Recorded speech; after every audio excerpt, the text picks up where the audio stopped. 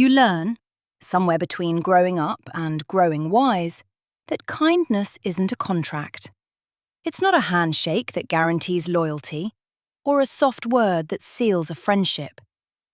Sometimes it's just you, showing up soft in a world that rewards hardness, listening deeply in a world that interrupts, caring in a world that forgets to look up. I used to think that if I held space for someone, they'd hold space for me. If I showed up with honesty, they'd meet me with truth. If I offered warmth, they'd offer shelter. But life teaches with precision. Some people take your kindness like a free sample. Taste it, enjoy it, walk away without a single thought about the hands that offered it. And that's not cruelty, it's clarity. Because kindness is who you are. But friendship is participation. It's presence. It's effort that moves in both directions. If they only show up when it's easy, if they disappear when you need even a fraction of what you've poured into them, that's not friendship. That's proximity. That's convenience. That's someone warming their hands at your fire without ever bringing their own wood. And when you finally learn that difference, something shifts. Not in anger, in understanding. You stop confusing politeness with closeness. You stop mistaking shared laughter for shared values. You stop offering oceans to people who only ever bring a teaspoon. You don't become colder. You become clearer. Clearer about who gets access. Clearer about who gets your time. Clearer about who gets to stand close enough to call you friend. Because your kindness is a gift, not a membership card, not an entry pass, not a promise. There comes a moment when you realize that not everyone who stands beside you is standing with you.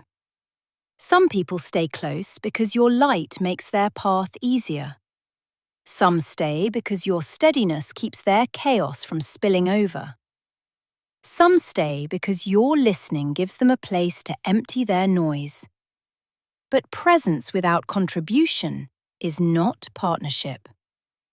I learned to watch what people do when the conversation shifts away from them, when the spotlight moves, when the energy changes. When you need something simple, a check-in, a moment of honesty, a gesture that says, "I see you too." That's where truth lives. Some people vanish at the first sign that you're not the one holding everything together. Some retreat when your strength softens. Some become distant when your boundaries stop bending.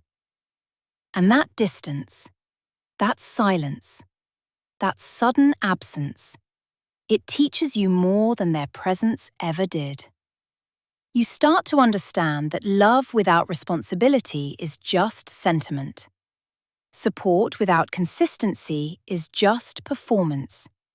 And closeness without reciprocity is just proximity wearing a borrowed name. So you begin to choose differently. Not out of bitterness, out of alignment. You choose people who show up without being asked. People who remember your humanity and not just your usefulness. People who don't wait for you to break before they offer their hands. And slowly, your world becomes quieter, but truer. Smaller, but safer.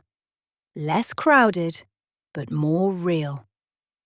There's a kind of peace that arrives when you stop negotiating your worth with people who never learned how to value you. It's subtle at first. A soft shift, a quiet exhale, a loosening in the chest where tension used to live. You stop over-explaining. You stop over-giving. You stop shrinking your needs to fit someone else's comfort. You start listening to the small signals, the tone, the timing, the patterns that never lie. You start trusting the moments when your spirit whispers, "This connection is costing you." And when you honor that whisper, something powerful happens. You reclaim the energy you used to spend rescuing, repairing, reaching, repeating yourself to people who never intended to meet you halfway. You reclaim the hours you poured into conversations that never nourished you. You reclaim the softness you kept giving to people who only knew how to take. And in that reclamation, you rediscover yourself. Not the version shaped by obligation, not the version stretched thin by expectation, not the version dimmed by someone else's comfort, but the version that breathes fully, the version that stands tall, the version that knows that kindness is a strength, not a weakness, and boundaries are a form of love. You begin to understand that the right people don't drain you. They don't confuse you. They don't make you question whether you're asking for too much when you're only asking for the minimum. The right people bring ease. They bring steadiness. They bring clarity. And clarity is a kind of freedom. There comes a day when you look at the circle around you and realize it finally reflects the circle within you. Not crowded, but intentional. Not loud, but loyal. Not perfect, but present. You stop chasing people who make you prove your worth. You stop holding on to connections that only survive when you're the one keeping them alive.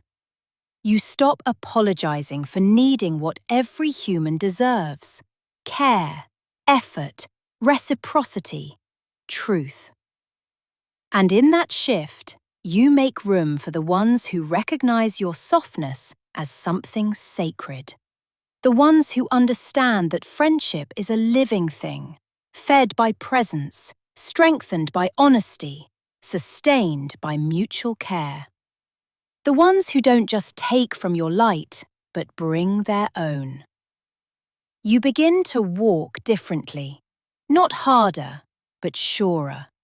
Not guarded, but discerning. Not distant, but selective. Because you finally understand that your heart is not a public space. It is a home. And not everyone earns a key. So you keep being kind, because that's who you are. But you keep your circle intentional, because that's what you've learned. And the ones meant for you, they'll meet you with the same depth you've always carried. They'll show up with the same steadiness you've always offered. They'll honor the same truth you've always lived. Kindness is your nature. Clarity is your growth. And choosing who gets access, that is your power.